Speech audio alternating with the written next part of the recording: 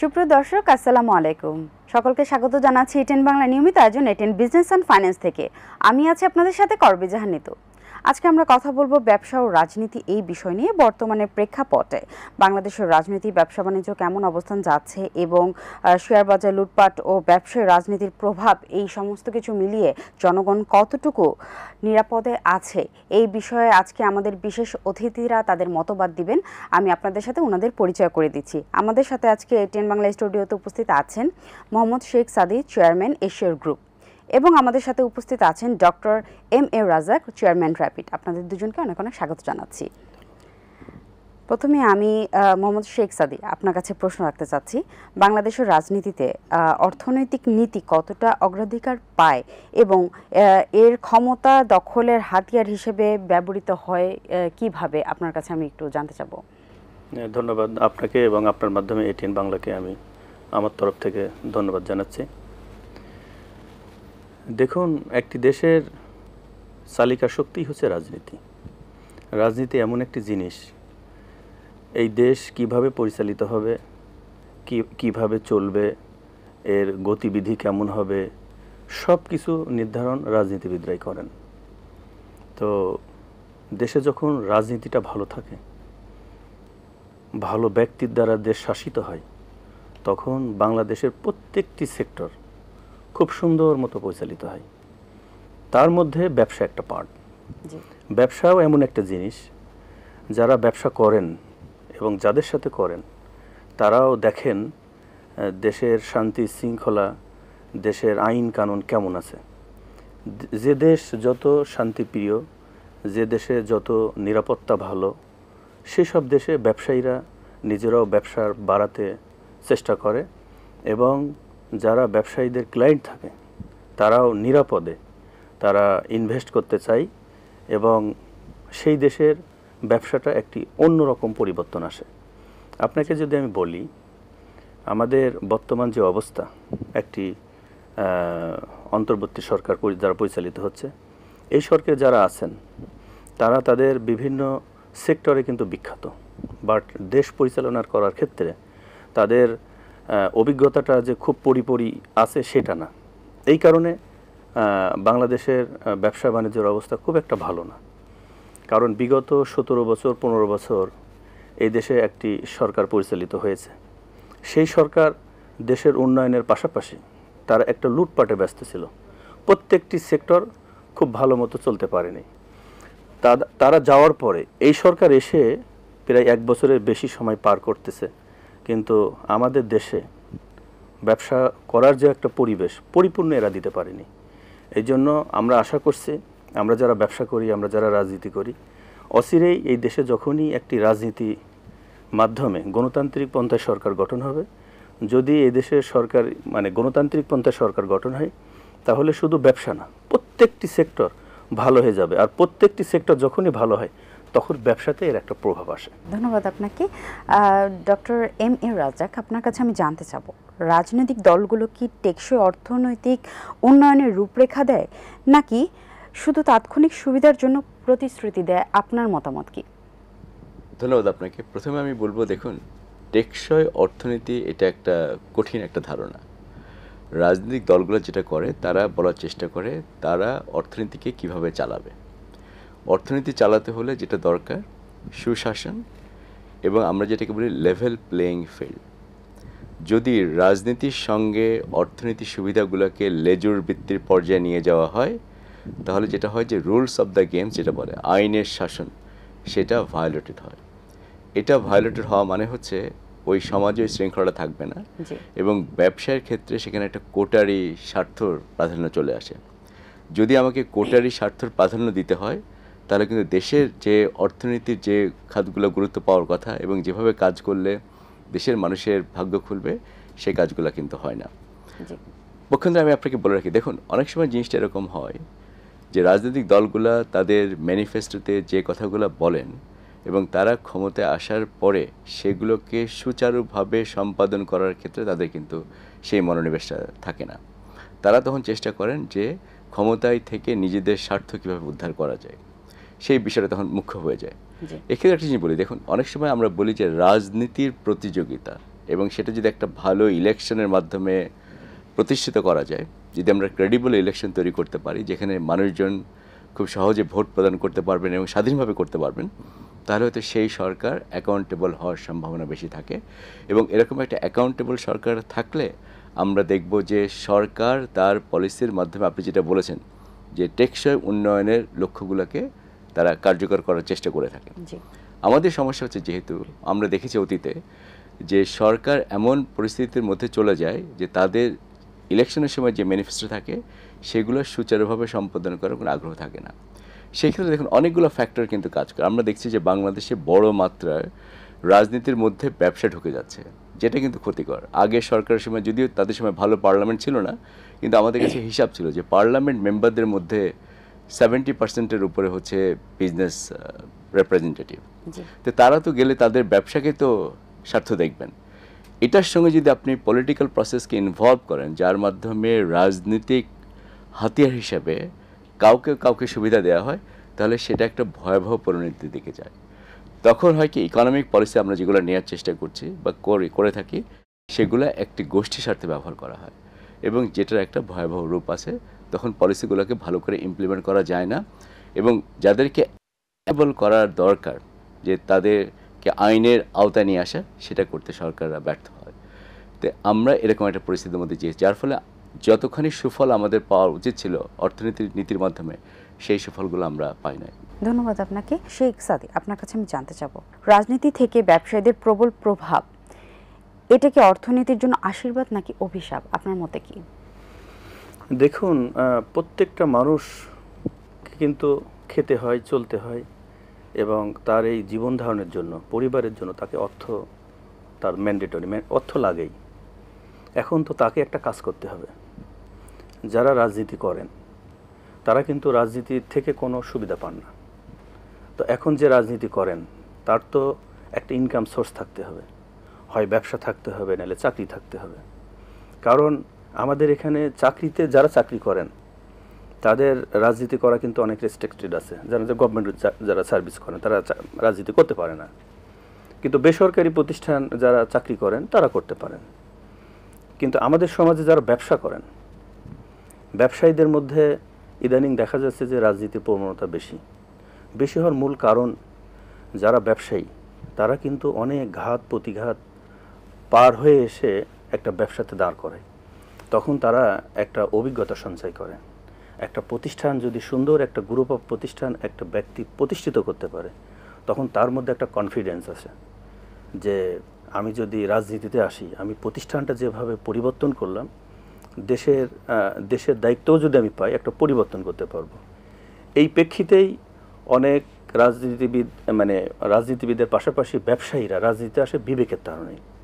কিন্তু আমাকে দেখতে হবে, আমাদেরকে লক্ষ্য রাখতে হবে যে যেসব ব্যবসায়ীরা রাজনীতিতে আসছে তারা সবাই লুটপাট করছে কিনা। কারণ আমাদের সমাজে এমনও ব্যবসায়ী আছে, যখন রাজনীতিতে আসছে, এমপি হয়েছে, দায়িত্ব পেয়ে গেছে, কেউ রাজনীতি থেকে তাকে বিভিন্ন সুযোগ সুবিধা তাকে আলাদা রাখছে, ব্যবসাটাকে আলাদা রাখছে এবং রাজনীতিকে আলাদা রাখছে। আপনার যারা রাজনীতিটাকে আলাদা রাখতে পারছে, যেসব ব্যবসায়ীরা রাজনীতিতে আসছে, আপনি দেখেন তাদের সফলতা অনেক ভালো। এবং বিশ্বের আপনি যদি তাকান, এখন রাজনীতিতে অরিজিনাল যারা রাজনীতিবিদ, তাদের থেকে যারা ব্যবসা করে রাজনীতিতে আসছে, তাদের সফলতা ভালো। এখন আমাদের একটি জিনিসই মাথায় রাখতে হবে যে পেশায় আমি ব্যবসা করি আর চাকরি করি, যেটাই করি, আমি যেন রাজনীতিটাকে ব্যবসা প্রতিষ্ঠানে রূপান্তরিত না করি। রাজনীতিটাকে অরিজিনালি আমরা সেবা হিসাবে জনগণের চাহিদার যে একটা অধিকার আছে, সেটা যেন আমরা পূরণ করতে পারি। এইটি হচ্ছে মূল ব্যাপার। কারণ একটি মানুষ যদি ভালো মানুষ না হয়, একটি মানুষ যদি মানবিক না হয়, একটি মানুষ যদি সততা না থাকে, তাহলে ভালো কাজ সম্ভব না। এখন আমার পেশাটা কি, এটা ব্যাপার না, ব্যাপারটা হচ্ছে যে আমি মানুষটা কেমন, আমি কাজটা কেমন করছি। রাজনৈতিক এবং ব্যবসায়িক বিষয়টাকে আলাদাভাবে দেখতে হবে। আমি ব্যবসা যদি করি, রাজনীতি করি, দুই পার্টে দেখতে হবে। এখন আমি ব্যবসা করি, আমি রাজনীতিতে গেছি, সুযোগ পেয়ে আমি আমার ব্যবসাটাকে অনেক ফুলে ফুঁপে বড় করলাম, এটা কিন্তু কোনো মানবিক লোক করতে পারে না। এটাই আমাদের হওয়া উচিত। জি, ধন্যবাদ আপনাকে। এম রাজাক, আপনার কাছে আমি জানতে চাবো, বাংলাদেশের উদ্যোক্তা পরিবেশ কি বড় পুঁজিপতিদের হাতে বন্দী হয়ে পড়েছে? আপনার কি মনে হয়? খুব ভালো প্রশ্ন। উদ্যোক্তারা কি কাজ? তাদের কাজ হচ্ছে তারা বিনিয়োগ করবে এবং বিনিয়োগ করে তারা চেষ্টা করে যে যে আইন কাঠামো আছে সেটার মধ্যে থেকে তারা তাদের লভ্যাংশ নেবে।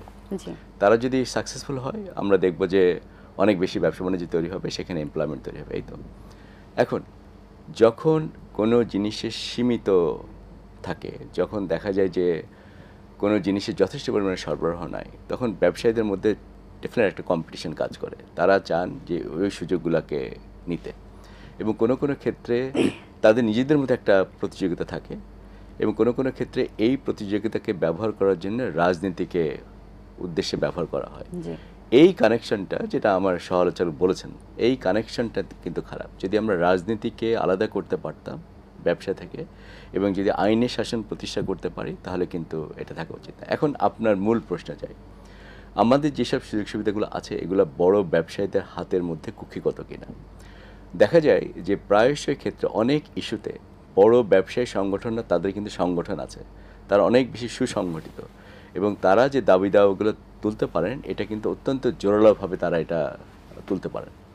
এবং আমি একটু আগে আপনাদেরকে বলেছি যে আমরা দেখি যে সংসদে যে পরিমাণ ব্যবসায় নেতৃবৃন্দ থাকে তাদের যে প্রপোর্শন, এটা অনেক বেশি হওয়াতে প্রায় সময় দেখা যায় অত্যন্ত সুসংগঠিত ব্যবসায়ী সম্প্রদায় তারা তাদের দাবিগুলোকে যেভাবে তুলতে পারেন, হয়তো আমি যদি এসএমইর খাতের কথা বলি, যে ক্ষুদ্র মাঝারি শিল্প, সেই খাতে যারা সংগঠক আছেন, উদ্যোক্তা আছেন, তারা কিন্তু তাদের দাবি দাওয়াটাকে সেই পর্যায়ে কিন্তু নিতে পারেন না। এবং ফলশ্রুতিতে যেটা দেখা যায় যে অনেক সময় ওই সুসংগঠিত ব্যবসায়ীদের যে দাবি দাওয়াগুলো, সেগুলো কিন্তু রাজনীতির ক্ষেত্রে অধিকতর মনোযোগ পায়। এক্ষেত্রে আমি আপনাকে একটা সুনির্দিষ্ট উদাহরণ দিতে পারি। আমাদের দেশে রপ্তানি ক্ষেত্রে তো আমরা তো জানি যে সেখানে বৈচিত্র্যের অভাব আছে, তাই না? এবং রপ্তানি ক্ষেত্রে সরকার বিভিন্ন সময় বিভিন্ন রকম সুযোগ সুবিধা দিয়ে থাকে, তার মধ্যে সাবসিডি ছিল, তার মধ্যে আরও অন্যান্য সুযোগ সুবিধা আছে। জি, এবং এগুলো আপনি দেখবেন যে প্রায়শই বলা হয়ে থাকে যে এই সুযোগ সুবিধাগুলো বেসিক্যালি গার্মেন্ট ইন্ডাস্ট্রি যারা আছেন তারা যেভাবে পেয়েছেন অন্যান্য ইন্ডাস্ট্রিতে ওনারা পান নাই। ফলে যেটা হয়েছে আমরা দেখছি যে বাংলাদেশের রপ্তানি ক্ষেত্রে আমরা বৈচিত্র্য আনতে পারি না। এটা একটি কারণ, এবং আমি বলছি না যে এই কারণটা সবসময় সত্য, সেটা না, কিন্তু সেই অভিযোগ কিন্তু আছে। এবং এটা তখনই হয় যখন রাজনীতিতে আমরা দেখি রাজনীতির সঙ্গে ব্যবসায় যখন একটা লেজুর বৃত্তি যত ভালো বেশি হবে, তার মানে এই দাঁড়াবে যে সুসংগঠিত মহল, সেটা ব্যবসা হতে পারে, তারা তাদের স্বার্থকে প্রাধান্য দেওয়ার জন্য রাজনীতিকে ব্যবহার করতে পারে। জি, ধন্যবাদ আপনাকে। শেখ সাদি, আপনার কাছে জানতে চাবো যে উনি যেটা বললেন যে ক্ষুদ্র ও মাঝারি ব্যবসায়ীদের বিষয়টা, উদ্যোক্তাদের বিষয়ে যদি আমরা বলি, তাহলে ওনারা কেন পিছিয়ে আর কিভাবে তাদেরকে সুযোগ দেওয়া যেতে পারে বা তাদের জন্য সুযোগ তৈরি করা যেতে পারে? একজন রাজনীতিবিদ এবং একজন ব্যবসায়ী হিসেবে আপনি কি মনে করেন? দেখুন, একটা মানুষ যখন ব্যবসা শুরু করে তখন কিন্তু অধিকাংশ ব্যবসায়ীরা ছোট ব্যবসা থেকে শুরু করে। কেউ ক্ষুদ্র ব্যবসা করে, কেউ ছোট শপিং মল বা দোকান করে, ছোট ছোট ব্যবসা থেকে শুরু করে। জি, আস্তে আস্তে এখান থেকে দাঁড়ায়েই তার কোয়ালিটি, কমিটমেন্ট মাধ্যমেই কিন্তু সে বড় ব্যবসায় রূপান্তরিত হয়। এই জন্য কোনো ব্যবসাটাকেই ছোট করে দেখার অপশন নেই। আর আমি মনে করি ভাই যেটা বললেন সুন্দর একটা কথা, যেমন গত করোনার মধ্যে গার্মেন্টস সেক্টরের ব্যবসায়ী যারা ছিল তাদের বড় একটা সংগঠন, তো তারা অনেক সুবিধা সরকারের কাছ থেকে নিয়েছে। এটা যেমন সত্য, আবার এটাও সত্য যে বাংলাদেশের অর্থনীতিতে তাদের অবদান কিন্তু অনেক বড়। তো এখন একজন ক্ষুদ্র ব্যবসায়ী, একজন ক্ষুদ্র কুটির শিল্পী, অনেকের লোনই নেই, বা অনেকের হয়তো 5 লাখ 10 লাখ টাকা ছোট ছোট লোন আছে, সে সরকারের কাছ থেকে কী সুবিধাই বা নিবে? বা তার তো কোনো লোনও ছিল না, সেই সুবিধা পাওয়ারও অপশন নেই। মূল ব্যাপারটা সেটি না, মূল ব্যাপারটি হচ্ছে যে আমাদের যারা ছোট ব্যবসায়ী আছে এদেরকে সরকারের উচিত তাদেরকে বড় ব্যবসায় রূপান্তরিত করার জন্য যেসব সুবিধাগুলো আছে এগুলা নিশ্চিত করা। আজকে দেখেন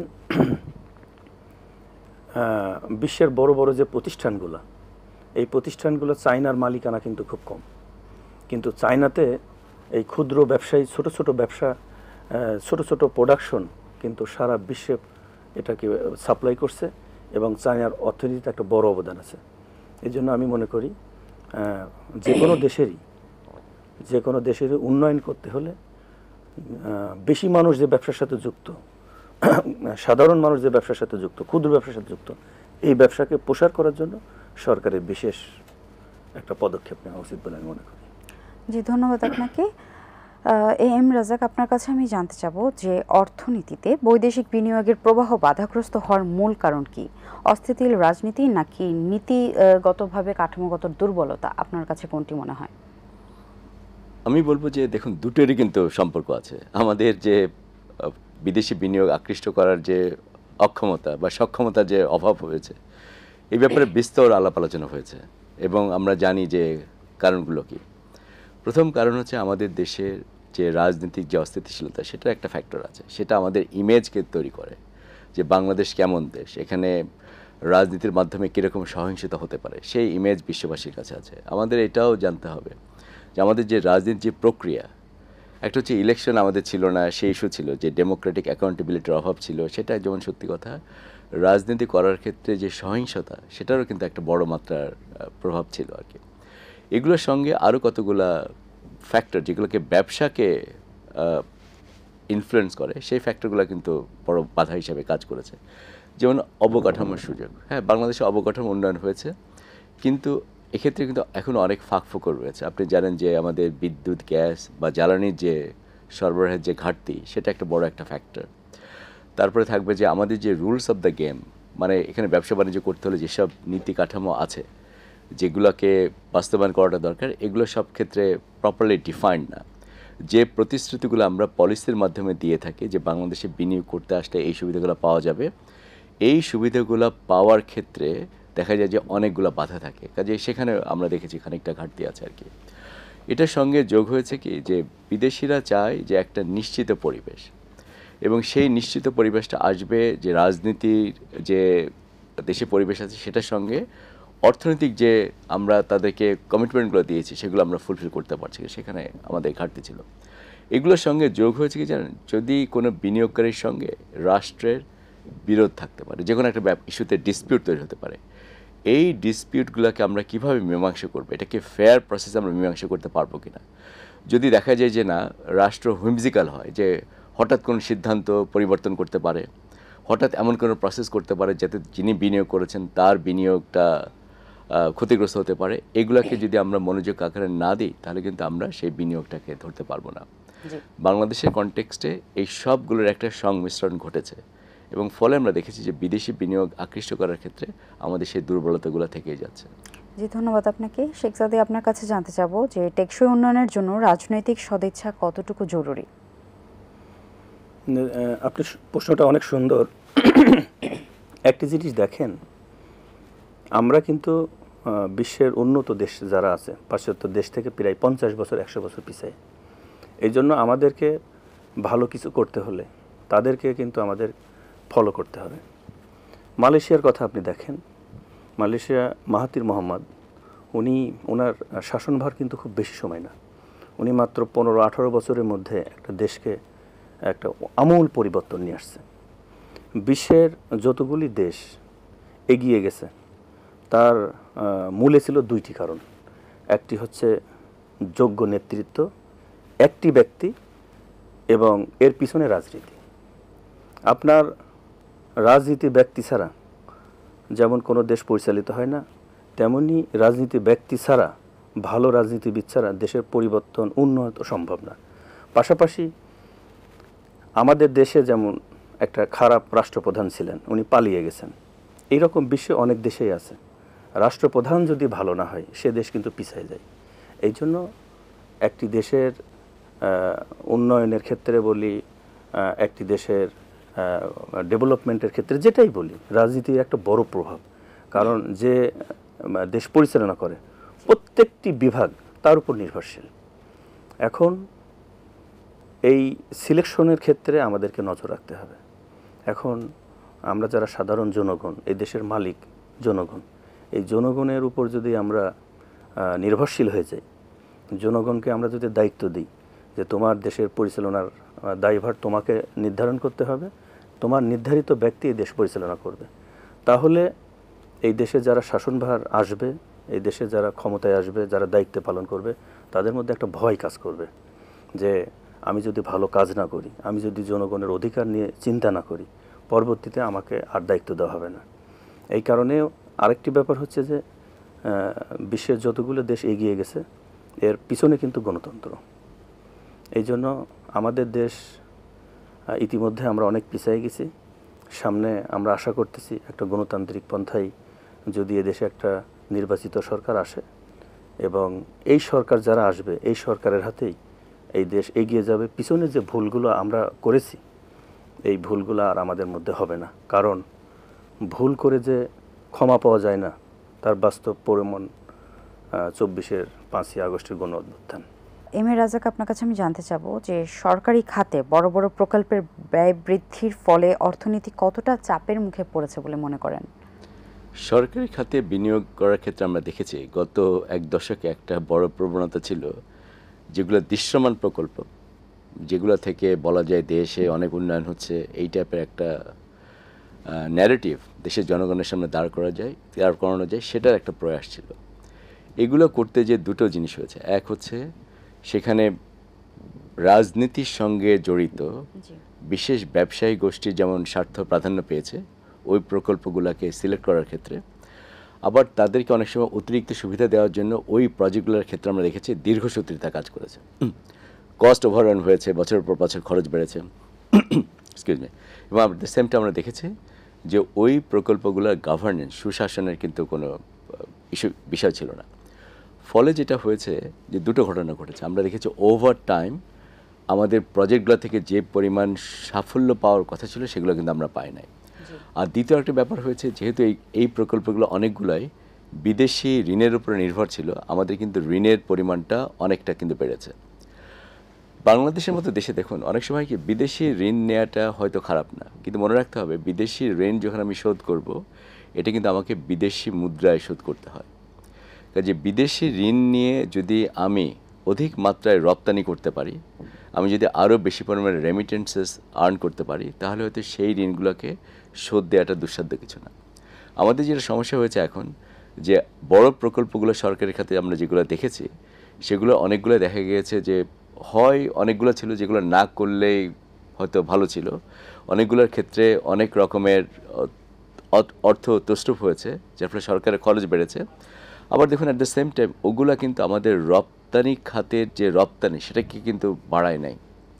ফলে আমরা এমন একটা অবস্থার মধ্যে দিয়ে পড়েছি যে আমাদের সেই প্রকল্পগুলো থেকে আমরা যথেষ্ট পরিমাণে সুবিধা নিতে পারি নাই। কাজেই মোদ্দা কথা হচ্ছে যে সরকারি প্রকল্প ব্যয় ভালো যদি ওটাকে গ্রহণযোগ্য মাত্রার মধ্যে নেওয়া হয় খরচটাকে, সেটা যদি সুশাসন থাকে এবং সেই প্রকল্পগুলো থেকে যদি আপামর জনসাধারণ সুবিধা পায়। আরেকটা হতে পারে যে সরকারি যে বিনিয়োগ করা হচ্ছে এই বিনিয়োগ থেকে যদি ব্যক্তি খাতের যারা ইনভেস্টর আছেন তাদেরকে যদি জেনুইন সুযোগ সুবিধা দেওয়া যায় তাহলে হয়তো এটা একটা ভালো রোল প্লে করতে। কিন্তু আমরা দেখেছি আমাদের দেশে অনেক রেকর্ড আছে যেখানে এই বিনিয়োগগুলোর ক্ষেত্রে রাজনৈতিক স্বার্থ কাজ করেছে এবং এগুলোর সুশাসন ব্যবস্থা একদম ছিল না, ফলে আমরা যথেষ্ট পরিমাণে এখান থেকে লাভবান হতে পারি নাই। আমি এর সাথে আরেকটু যুক্ত করতে চাই, আপনার কাছে জানতে চাই যে অর্থনীতি ও আর্থিক খাতে আস্থা ফিরিয়ে আনতে কী কী ধরনের সংস্কার প্রয়োজন বলে আপনি মনে করেন? আপনি জানেন যে এই সব সংস্কার নিয়ে আমরা এখন এই অন্তর্বর্তীকালীন সরকার অনেক ব্যস্ত, অনেকগুলো কমিশন করা হয়েছে এবং এই কমিশন অনেকগুলো রেকমেন্ডেশন দিয়েছে না। এখন আমরা হচ্ছে রেকমেন্ডেশনসের ভারে আমরা এখন নুব্জ হয়ে পড়েছি। আসল জিনিসটা আমাদেরকে এখানে একটা বাস্তবায়ন করতে হবে। এই সুপারিশগুলো অনেকগুলো কিন্তু আমরা আগেই জানতাম, যে তার মধ্যে একটা ছিল যে আমরা অর্থনীতিটাকে কিভাবে চাঙ্গা করতে পারি। সরকার একটা কমিশন করেছিলেন, একটা টাস্ক ফোর্স করেছিলেন যে আমাদের অর্থনীতিটাকে নতুন করে ঢেলে সাজানো যায় কীভাবে, রিস্ট্র্যাটেজাইজিং কীভাবে করা যায়, এবং সেই টাস্ক ফোর্স তারা তাদের রিপোর্ট দিয়েছেন, অনেক সুপারিশ সেখানে আছে এবং এই সুপারিশগুলো এখন আমরা একটা বাস্তবায়ন করতে পারবো কিনা সেই ইস্যুটা আমাদের সামনে আছে। কতগুলো আমি মেইন জায়গা আপনাকে বলি। যেমন প্রথম হচ্ছে ম্যাক্রো ইকোনমিক স্ট্যাবিলাইজেশন, এবং সেটার কাজ সেন্ট্রাল ব্যাংক খানিকটা করছে এবং হয়তো তাতে খানিকটা যে আমাদের আর্থিক ক্ষতির যে কিনারায়, খাদের কিনারায় আমরা চলে গিয়েছিলাম সেখান থেকে অর্থনীতিকে বাঁচিয়ে আনার চেষ্টা করা হচ্ছে। আমরা দেখেছি যেমন সুদের হারের ক্ষেত্রে এখন ইনফ্লেশনকে ট্যাকেল করার চেষ্টা করা হচ্ছে।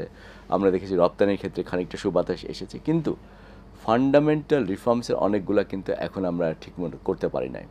যেমন আপনি জানেন আমরা সবসময় বলি আমাদের দেশে ট্যাক্স জিডিপি রেশিও কম, জি এত অল্প পরিমাণে সরকারের রাজস্ব দিয়ে সরকারের কিন্তু উন্নয়ন কার্যক্রম করা যাবে না, সরকার কিছুদিন পরে তার ব্যয়ও সংকুলন করতে পারবে না, কাজে রাজস্বে গতি আনতে হবে, সেটা আমরা সবসময় বলি। বাংলাদেশের মতো দেশে আপনি দেখেন যে কি পরিমাণ বৈষম্য বেড়েছে, আয়ের বৈষম্য, সম্পদের বৈষম্য, এইগুলোকে যদি আমাদেরকে ট্যাকেল করতে হয় সেখানে সরকারকে অ্যাটলিস্ট সামনের দিনে সরকারকে কিন্তু যথেষ্ট মাত্রায় কাজ করতে হবে এবং সেই সুপারিশগুলোও কিন্তু আমাদের সামনে আছে। আর্থিক খাতের যে গভর্নেন্স সেটাকে ফিরে আনতে হলে কি করতে হবে সেই ব্যাপারেও কিন্তু অনেক সুপারিশমালা কিন্তু আছে।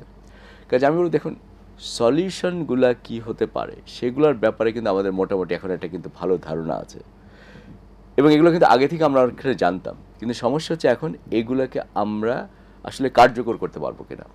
যেহেতু একটা অনেক দিন ধরে আমাদের দেশে একটা সিস্টেম ছিল, ফলে হয়েছে কি ওই সিস্টেমে যেখানে কোনো অ্যাকাউন্টেবিলিটি ছিল না, আমরা দেখেছি সেটার মধ্যে থেকে প্রত্যেকটা ইনস্টিটিউশন অলমোস্ট প্রত্যেকটা ইনস্টিটিউশনস তারা কিন্তু অত্যন্ত দুর্বল হয়ে পড়েছে।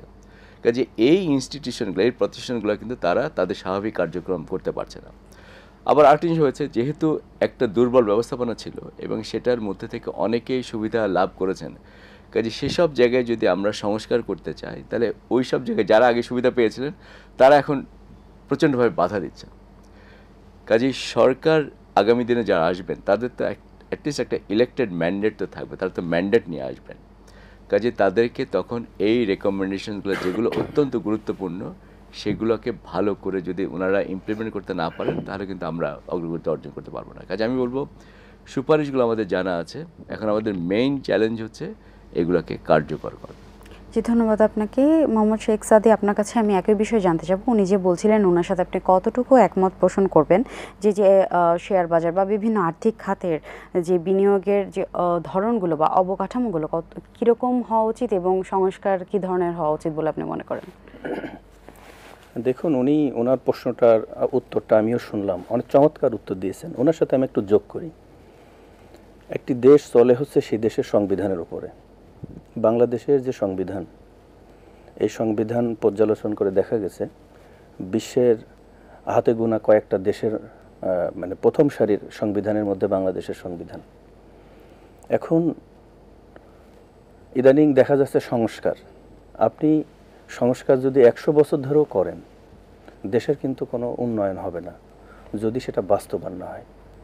আমি মনে করি 15ই আগস্টের এই গণ অভ্যুত্থানের পরে যে সংস্কারগুলো কথা বলা হচ্ছে এটা ভালো, বাট সংস্কার যদি কোনো নাও করার পরেও যদি বাংলাদেশের সংবিধানকেই আমরা খেয়াল রাখি এবং এটাকে যদি আমরা পালন করি, লালন করি, মানি, তাহলে আর সংস্কারের দরকার হয় না।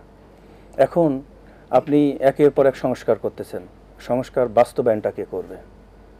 বাস্তবায়ন যে করবে তাকে আগে নির্ধারণ করতে হবে। কারণ একটি কথা আছে যে ভালো লোক ছাড়া ভালো কাজ সম্ভব না। আগে আপনাকে ভালো মানুষ যে সংবিধানটা মানবে, পরিচালনা করবে, তাকে সিলেকশনটা আগে করতে হবে।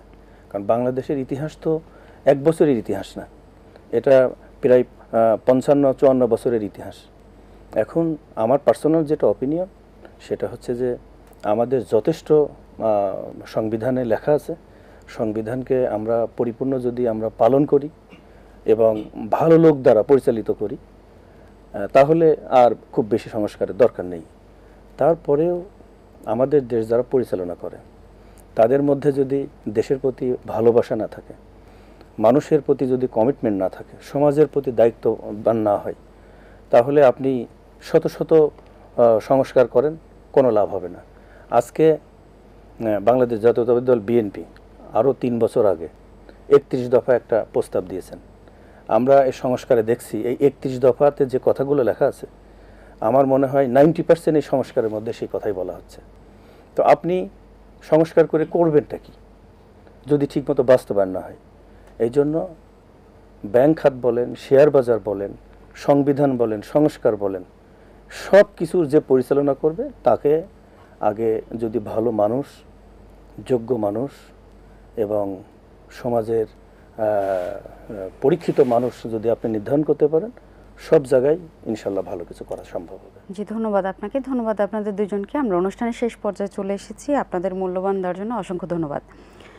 দর্শক, আমরা কথা বলছিলাম ব্যবসা ও রাজনীতি নিয়ে। সুস্থ রাজনীতি ছাড়া টেকসই ব্যবসা কখনোই সম্ভব না, আর সুশাসন ছাড়া জনগণের অর্থ কখনোই নিরাপদ নয়। দর্শক, এরই সাথে আজকে আমাদের অনুষ্ঠান আমরা শেষ করছি। আগামী পর্বে কোনো সমসাময়িক বিষয় নিয়ে আপনাদের সামনে আমরা আবার হাজির হব। ততদিন পর্যন্ত ভালো থাকুন, সুস্থ থাকুন এবং এটিএন বাংলার সাথেই থাকুন। ধন্যবাদ।